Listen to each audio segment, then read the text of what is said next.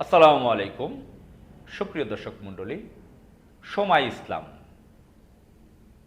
আপনারা তার নাম জানেন। চ্যানেল আই টেলিভিশনের উপস্থাপক, নিষিদ্ধ আওয়ামী লীগের সদস্য, কুখ্যাত আওয়ামী লেডি সন্ত্রাসী। আমরা দেখেছি যে হাসিনার ফ্যাসিবাদ আমলে সে টক শো উপস্থাপন করত। বিএনপির পক্ষে যারা অতিথি হিসেবে যেতেন টেলিভিশন টক শোতে, তাদেরকে চরম অপমান করতেন এবং জামাতকে দাওয়াত তো দূরের কথা, তাদের নামটা ভালোভাবে উচ্চারণ করতো না, গালিগালাজ করতো, বাজে ভাষায় উপস্থাপন করত। এবং সে সরাসরি আওয়ামী লীগ, কুখ্যাত আওয়ামী লীগের একজন মহিলা ক্যাডার, সন্ত্রাসী। সে টেলিভিশনে টক শোতে থেকে এই জুলাই মাসেও বিপ্লবীদের বিরুদ্ধে বাজে কথা বলেছে, আমি নিজে শুনেছি। জুলাই বিপ্লব সম্পর্কে বাজে মন্তব্য করেছে। যারা বিপ্লবী ছিল তরুণরা, তাদের সম্পর্কে বাজে মন্তব্য করেছে। জুলাই মাসে আমি শুনেছি 2024-এ, এই সময় ইসলাম, এবং এই 24-এর আগেও কয়েক বছর তার কথাবার্তা টেলিভিশন টকশোতে ছিল অত্যন্ত অত্যন্ত আপত্তিজনক। একদম দিল্লির এজেন্ট। 24-এর জুলাই আগস্টের পরে তাকে টেলিভিশনে অনেকদিন দেখা যায়নি। ফেসবুকে মাঝে মাঝে দেখি বিভিন্ন ধরনের আবেগীয় কথা লিখে স্ট্যাটাস দিত, বিভিন্ন জায়গায় ভঙ্গির, বসার, অসুস্থতার খবর লিখত, ছবি দিত। আবার আমরা জানতে পারলাম যে সে সম্প্রতি ভারতের ইন্ডিগো এয়ারলাইন্সে ঢাকা থেকে কলকাতায় গিয়েছিল। 5 দিন পর আবার সেই বিমানে ফেরত এসেছেন বাংলাদেশে। 5 দিন সেখানে নিষিদ্ধ আওয়ামী লীগের নেতা কর্মীদের সাথে সে মিলিত হয়েছিল, যারা পলাতক আছে ওখানে। তো এরপর এসে আবার দেখলাম সে চ্যানেল আই আবার সে প্রবেশ করলো, সে টকশো উপস্থাপনা শুরু করেছে। আবার আবার পুরনো স্টাইলটা ফলো করতেছে। তো চ্যানেল আই কি মনে করলো যে আমাদের সব কিছু ম্যানেজ হয়ে গেছে, ম্যানেজ পরিস্থিতি, টাকার মাধ্যমে এবং অন্যান্য যে কৌশলগুলো আছে, কৌশলের মাধ্যমে চ্যানেল আই সহ এখন মিডিয়াগুলো যারা আছে সবাই আগের মতন সেই অবস্থায়।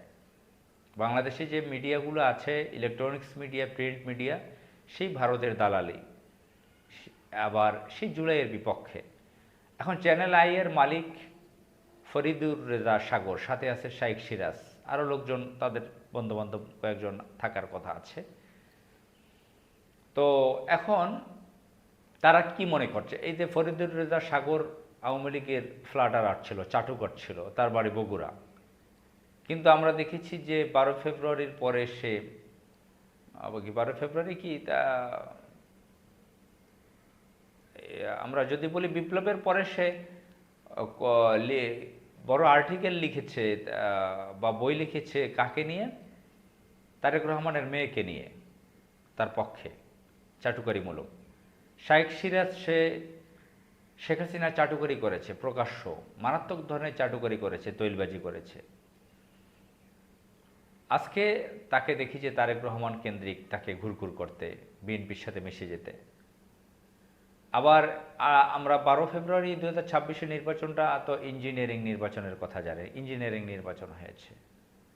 এবং এখানে হিন্দুরা এবং নিষিদ্ধ আওয়ামী লীগের যারা বাংলাদেশে আছে, পলাতক হয় নাই, ভারতে যায় নাই, অন্যান্য দেশে পালিয়ে যায় নাই, যারা ভোটারও আছে, ভোটার হিসেবে আছে বাংলাদেশে, তো তারা সকলে বিএনপিকে ভোট দিয়েছে। দুইটা মেরুতে অবস্থান ছিল, একটা বিপ্লবের পক্ষে যারা ছিল তারা 11 দল, জামাতের নেতৃত্বে এনসিপি, লেবার পার্টি, অন্যান্য দল, জাকপা সহ এবি পার্টি আছে, আরও কয়েকটা দল আছে। তো এটা ছিল বিপ্লবের পক্ষে। আর ভারতের পক্ষে, ভারতের সাপোর্ট ছিল বিএনপির পক্ষে। বিএনপির সাথে আবার বাংলাদেশের আওয়ামী লীগের অ্যালাইন ছিল, নিষিদ্ধ আওয়ামী লীগের।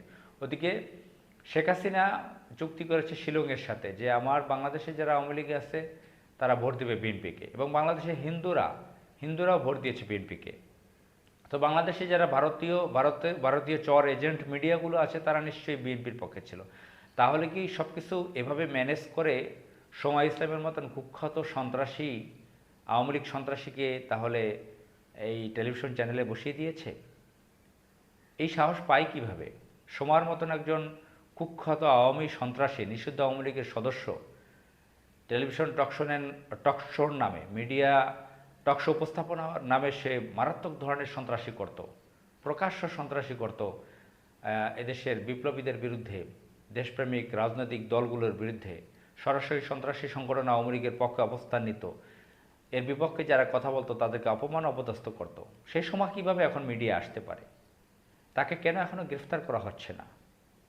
আসসালামু আলাইকুম।